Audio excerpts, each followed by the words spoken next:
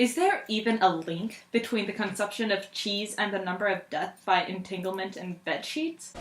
Yes, and it's even darker than you could possibly imagine. Indeed, my friends, these two opposites are related by a terrible reality, putting hundreds of lives at stake. Why is eating cheese such a risk? Why is sleeping no longer safe after consuming this now poisonous food? Why are the two lines on the graphic so similar? Here's the truth. Here you'll find the answers to all these questions. Dairy products, such as cheese, are harmful to human health. The lactose contained in these products is impossible to digest correctly by the human body. Therefore, it is not surprising that we have stomach cramps and nausea after eating these terrible foods. These effects are even more dangerous during the night before falling asleep, when we lose contact with reality. The body reacts to this discomfort and makes us move even more. This causes what we call entanglement in bedsheets. It's a very real problem, mostly caused by the way we produce cheese today. Not only are we at risk from the natural properties of this cheese, but also from the numerous chemicals added by companies that produce this dairy product. These chemicals cause sleep to lighten, therefore the paralysis of sleep cannot come into effect correctly. This in turn causes our bodies to react even more violently during dreams.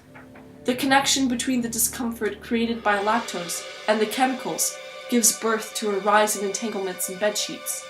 This problem, seemingly innocent, becomes even worse while sleeping, people being incapable to free themselves and dying in their beds.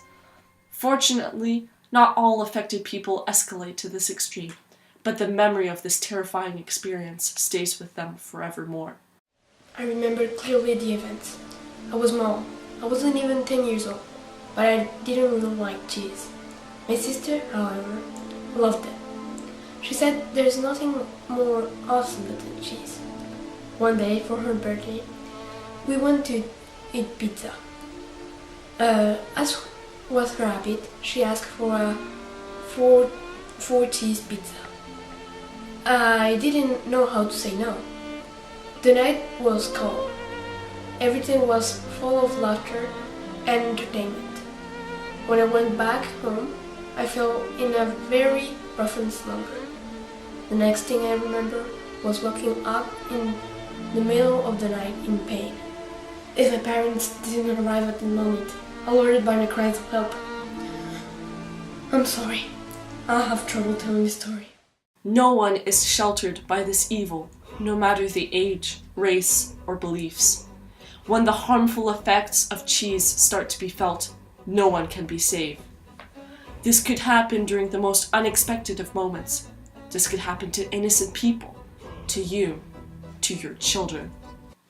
How do we prevent this fatal disease? Scientists have not yet found the answer. There is no effective cure. Once you have eaten the dreaded cheese, your life is in danger. The only way to rid society of this nightmare is to completely banish this product from our diet. We have to put pressure on the companies so that they cease to produce this poison. If we want to protect our families, not 1 gram of cheese can enter our food. The next time you go to the supermarket, ask yourselves, is it really worth buying?